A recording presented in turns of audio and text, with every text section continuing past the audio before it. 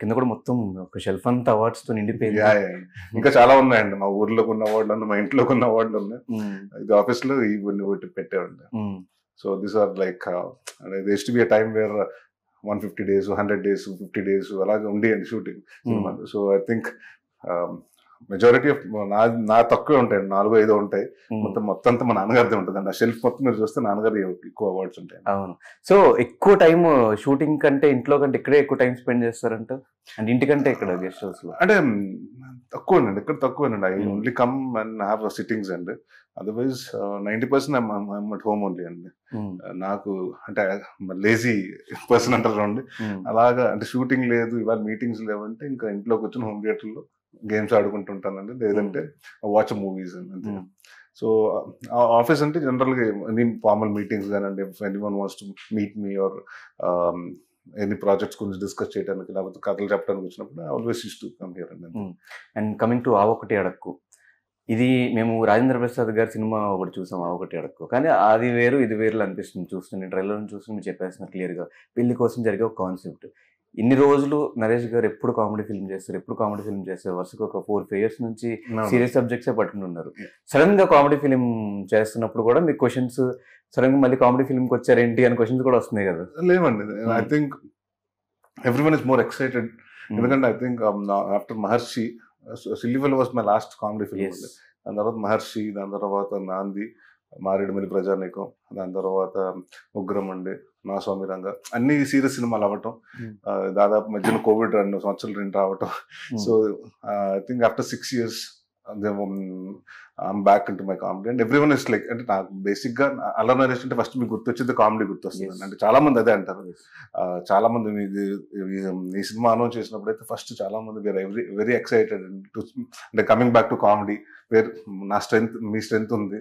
So and చాలా మందికి ఏంటంటే మంచి నవ్వుకునే సినిమా చాలా రోజులు చూసి, so this is what they want from me. So చాలా మంది కింద కూడా కామెంట్స్ ఏంటంటే కంటిన్యూ డూయింగ్ కామెడీ ఫిల్మ్స్ అని నేను కూడా పెడుతున్నారండి. So very happy and I'm equally excited about the film. అంటే సీరియస్ సబ్జెక్ట్ చేస్తున్నప్పుడు మీరు ఆ టైంలో చెప్పారు, షూటింగ్ టైంలో కూడా కొన్ని గెస్చర్స్ అదంతా కామెడీగా వచ్చేసినప్పుడు విజయ్ గారు కానీ వీళ్ళందరూ సార్ కొంచెం సీరియస్ గా చేద్దాం అట్లా ఇట్లా చెప్పారు. అట్లా ఈ సినిమా చేసినప్పుడు ఏమైనా సీరియస్ ఇన్ని రోజులు చేస్తున్నారు కాబట్టి అట్లా ఏమైనా వచ్చేసింది సడన్ గా క్యారెక్టర్స్ కానీ? అంటే అలా కాదు కానీ అంటే ఏమవుతుందంటే use lot of body language, general చేతులు ఎక్కువ ఉంటుందండి నాకు. So when it comes to comedy films it will be, అంటే చిన్న కామెడీ అనేది కొంచెం మోర్ ఆఫ్ యానిమేటెడ్ గా చేయాలండి కొంచెం. సో అది బాగానే వర్కౌట్ అవుతుంది. When it comes to serious film, Ugram especially Naandhi, so that guy should be using much of his hands అండి. సో నాకు జనరల్ గా అలవాటు అయిపోయింది సంవత్సరాల నుంచి అండి. సో మనకి ఏదైనా మాట్లాడుతుంటే హ్యాండ్ గెస్టర్స్ వచ్చింది. So then Vijay told me to cut it అండి, అంటే అలాగా. బట్ ఈ సినిమాకి వచ్చినప్పటికి ఏమైపోయింది అంటేనండి, ఒక ఫస్ట్ షెడ్యూల్ లో ఒక ఫైట్ స్టార్ట్ చేసాం. Suppose to be comedy fight, సినిమాలో కామెడీ ఫైట్ గా ఉంటుంది. తెలియకుండా ఉగ్రం చేసి వచ్చాం అప్పుడే. ఫుల్ ఫైట్లు 6 ఫైట్లు అన్ని చేసి వచ్చేటప్పటికి పర్ఫెక్ట్ ఈ టైమింగ్ తీసుకు మన కొడతాం జరుగుతుంటే, సార్ ఇది మరీ సీరియస్ సినిమా ఫైట్ లా కొడుతున్నారు సార్, ఇది కామెడీ సినిమా సార్, ఫన్ ఉండాలి సార్, మీ ఫన్ కావాలి, మీ బాడీ లాంగ్వేజ్ కావాలంటే అట్లా మర్చిపోయి, అంటే అది తెలియకుండా యాక్షన్, అంటే మనకు ఫైట్లు చేసేటప్పుడు అది వచ్చేసిందండి. దాని తర్వాత డైరెక్టర్ వచ్చి 2-3 సార్లు గుర్తు చేసాడండి, కొంచెం బాడీ లాంగ్వేజ్ సీరియస్ గా వచ్చేస్తుంది సార్, మనది కొంచెం కామెడీ సినిమా సార్, కొంచెం కంట్రోల్ చేయండి. ఓకేనండి. సో దాట్స్ వన్ థింగ్ అండి. అంటే మనం ఒకసారి ఏమవుతుందంటే కంటిన్యూషన్ ఆఫ్ ఆ షూటింగ్ నుంచి ఈ షూటింగ్ వచ్చేటప్పటికి మనకు చిన్న మైండ్ లో ఉండిపోతుందండి. So somewhere I think directors has to come and talk, ఇది కొంచెం ఇదవుతుంది అని. దాట్స్ ఓన్లీ టైం అండి. ఇంకా కామెడీ అంతా మిగతాదంతా it like more of a flowing. ఎందుకంటే కిషోర్ ఆల్రెడీ వర్క్ అంటే చాలా సినిమాలు చేస్తున్నాం. సో అందరూ ఆర్టిస్టులు అందరితో చిన్న కామెడీ టైమింగ్ అంతా కరెక్ట్ గానే ఉంటుందండి. ఒక ఫైట్ లో మాత్రం కొంచెం సీరియస్ బాడీ లాంగ్వేజ్ వచ్చిందని మా డైరెక్టర్ 1-2 సార్లు చెప్పాడు అంతే. కానీ ఇన్ని సబ్జెక్ట్స్ తర్వాత ఒక కామెడీ ఫిల్మ్ తో మీరు వస్తున్నారంటే, అంటే అన్ని రోజులు మేము ఒక కామెడీ స్టార్ గా మిమ్మల్ని చూసి ఇప్పటికీ యూట్యూబ్ లో మేము ఎంజాయ్ చేస్తా, మళ్ళీ వస్తుందంటే ఎక్స్పెక్టేషన్స్ భయంకరంగా ఉంటాయి మీ మీద. ఎలాంటి ఎక్స్పెక్టేషన్స్ తో మేము సినిమా చూడొచ్చు, ఎక్స్పెక్టేషన్స్ ఎంతవరకు రీచ్ అవబోతున్నారు? అంటే ఈ సినిమా మీరు చూడగానే అందరూ ఏమనుకుంటే కామెడీ ఉంటుందండి. బట్ ఇట్స్ లైక్ అగైన్ నేను నాంది ప్రీ రిలీజ్ అనుకుంటాను, నాకు చెప్పింది గుర్తుంది. ఇక మీద కామెడీ సినిమాలు చేసినా సీరియస్ సినిమాలు చేసినా ఏ సినిమాలైనా కంటెంట్ ఉన్న సినిమా చేస్తాను. సో ఒక ప్రాబ్లం ఉందండి, బర్నింగ్ ప్రాబ్లం. ఎందుకంటే ఇప్పుడు కితకిత లాంటి సినిమా కూడా చూస్తే మీకు ఏంటంటే అంత లాస్ట్కి వచ్చినప్పటికి అందం కాదు, మనిషి ముఖ్యం. Yes. ఇట్స్ అవుటర్ బ్యూటీ కాదు, ఇన్నర్ బ్యూటీ ఇస్ ఇంపార్టెంట్ అని చెప్పడం జరిగింది. సో బట్ దాన్ని మనం the way you dealt is comedy way. దీంట్లో కూడా అలా ఒక సెకండ్ హాఫ్ లో ఒక చిన్న సీరియస్ ప్రాబ్లం ఉంటుందండి. దాన్ని మరీ సీరియస్ ప్రాబ్లం ఇది క్లాస్ అంటే ఇప్పుడు ఎవరికైనా క్లాస్ పీకుతుంటే ఎవరికి ఇష్టం ఉండదండి. సో దాన్ని కొంచెం షుగర్ కోటెడ్ వేసి కొంచెం కామెడీ లేయర్స్ వేసి గివింగ్ దాట్ అండి. So it's completely family entertainer అండి. I can say you'll have a shock moments, you'll have అంటే you'll feel bad for me, you'll laugh. నా సిచ్యువేషన్ చూసి, నా ఫ్రస్ట్రేషన్ చూసి మీరు పడి నవ్వుతూ ఉంటారు. ఇలా జరిగిందా, ఇలాంటి జరుగుతున్నాయని కొన్ని సొసైటీలో విని షాక్ అవుతారు. So it will be like ఒక్కొక్కటి అన్మైండ్ అవుతూ ఉంటుందండి. So it be good experience అండి. అంటే టీజర్ లో పాన్ ఇండియా ప్రాబ్లం ఇది అని చెప్పారు. పాన్ ఇండియా ప్రాబ్లం ఏంటి అసలు? ఏ ప్రాబ్లం అసలు? పెళ్లి కాకపోతే పాన్ ఇండియా ప్రాబ్లమే కదండి. ప్రతిది ఇక్కడ నుంచి కాశ్మీర్ నుంచి కన్యాకుమారి వరకు ఎవరికైనా 30-35 దాటిన తర్వాత ప్రతి అబ్బాయికి కానీ అమ్మాయికి కానీ ఎవరికైనా బీట్ గర్ల్ బాయ్, సో వాళ్ళ ఇంట్లో ఏంటంటే 30 దాటేసింది పెళ్లి ప్రెషర్. వాళ్ళతో పాటు ఇప్పుడు పక్కన ఇంటోళ్ళు లేకపోతే మన చుట్టాలు వీళ్ళందరూ కూడా ప్రెషర్ అడుగుతారు. ఏంటమ్మా ఎప్పుడు పప్పన్నం పెడుతున్నావు అడిగేయడం క్యాజువల్గా అడుగుతారు. ఎవడు సంబంధం చూడ్డు కానీ ప్రతి వాడు అడిగేవాడి. సో దానికోసం అండ్ మీరు చూస్తేనండి మన భారతదేశంలో కూడా ఎక్కువ మంది అబ్బాయిలు ఎక్కువ ఉన్నారు, అమ్మాయిలు తక్కువ ఉన్నారు. సో దీనివల్ల కూడా కొంత ఇదవుతుందండి.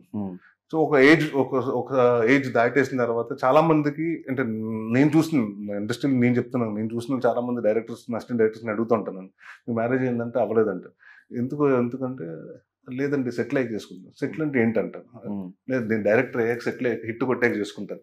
So for them it's settlement. By the time అది 10 సంవత్సరాలు అవ్వచ్చు, 15 సంవత్సరాలు అవ్వచ్చు, 20 సంవత్సరాలు అవ్వచ్చు. ఇక్కడ ఎవరి చేతులు లేదు. సో అలాంటి వాడు ఇప్పుడు అంతా డైరెక్టర్ సెటిల్ అయిన తర్వాత now he comes back, he's 40 years old. వెనక్కి తిరిగి చూసుకుంటే నో వన్ బి గెటింగ్. ఆ ఏజ్ లో ఉండరు కదండి ఎవరు. సో ప్రతి ఒక్కరికి ప్రాబ్లం ఉంటుందండి. అంటే సెటిల్ అయ్యి చేసుకుందాం అనుకునే వాళ్ళు ఉంటారు, సెటిల్ అవ్వకుండా చేసుకునే వాళ్ళు ఏంటంటే మీరు సెటిల్ అవ్వలేదు కదా ఇప్పుడు ఎందుకు పెళ్ళి అంటారు, సెటిల్ అయ్యాక చేసుకుంటాను అంటారు. సో ఆ సెటిల్ అయిన వాడుకి అంటే ఆ సినిమాకి మీరు ఇందాక అడిగారు చూడండి, ఆ ఒకటి మా ఫాదర్ సినిమాకి ఈ సినిమాకి డిఫరెన్స్ ఏంటంటే దాంట్లో సెటిల్ అవ్వకుండా పెళ్లి చేసుకున్నాడు కదా, దీంట్లో సెటిల్ అయినా పెళ్ళి అవ్వడు కదా. సో దీంట్లో వచ్చి ఫన్, దీంట్లో వచ్చి ప్రాబ్లమ్స్, దీంట్లో వచ్చి ఈ ఫ్రస్ట్రేషన్స్, ఆడు కోపం, ఆడు ఎలాగా the way he handles, it will be all humorous. కానీ మీరు చెప్పండి, పెళ్ళి అనేది 30 years తర్వాత చేసుకోవడం బెస్ట్, సెటిల్ అయిన తర్వాత, సెటిల్ కాకముందు చేసుకోవడం బెస్ట్? అంటే అలానే కదండి. ఇప్పుడు సెటిల్ అంటే ఇప్పుడు by the time 24-25 years anything except for doctors కాకపోతే మనం డిగ్రీ చదువుకున్న వాళ్ళకి అయిపోతుంది. ఎంబీఏ చేసే వాళ్ళకి అంతా 23-24కి by the time you get 1-2 years of job. I think 27 is the right age to get married. And this is what my dad used to tell me. 26-27 లో పెళ్లి చేసుకుంటే by the time you turn 30 you'll have 1 or 2 kids. By the time you'll be 50 your kid will be almost 20 years old. Yes. So అన్నీ నాన్నగారు చెప్తుండేవారండి. But నాది అది అప్పుడు అయినా కూడా అది లేట్ అయింది. So I think 27 to 30 is ideal. Settle అయ్యి చేసుకోవచ్చు, సెటిల్ అవ్వక చేసుకోవచ్చు, డిపెండ్స్ అపాన్ ద థింగ్. మీరెందుకు లేట్ గా చేసుకున్నారు? అంటే నాది కరెక్ట్ గా మా అన్నయ్య మ్యారేజ్ అనుకున్నప్పటికి మా ఫాదర్ ఆ సంవత్సరం దిగారండి. దాని తర్వాత so 1 year we have to wait for my brothers to get. దాని తర్వాత మళ్ళీ 1 year తర్వాత మళ్ళీ దొరకాలి కదండి, సంబంధాలు దొరకకుండా 2012లో రాజేష్కి అయిందండి. 2015 టుక్ మీ 3 years.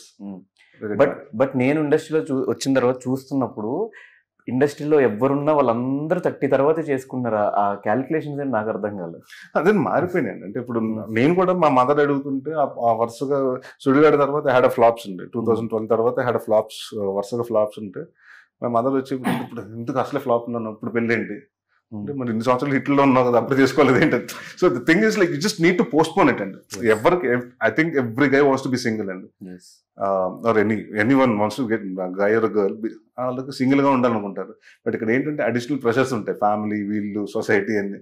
So somewhere you try to దాన్ని అంతా చేయడానికి you come with excuse seeing that okay నాకు ఆ సినిమా హిట్ అయితే నేను చేసుకుంటా. So it's all about an excuse అండి, just want to avoid it అనమాట అంతే. సో దేవర్ నాది కూడా తప్పులు ఉన్నాయండి, నేను కూడా డిలే చేసుకుంటూ చేసుకున్నా.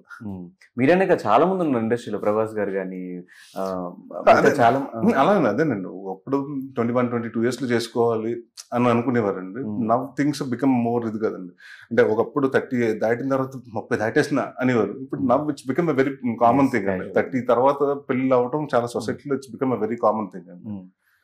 సో ఐ డోంట్ థింక్ 30 తర్వాత చేసుకున్నా తప్పలేదు, 40s లో చేసుకుంటున్నారు ఇప్పుడు. అదేం I think got be mentally prepared to get married అని.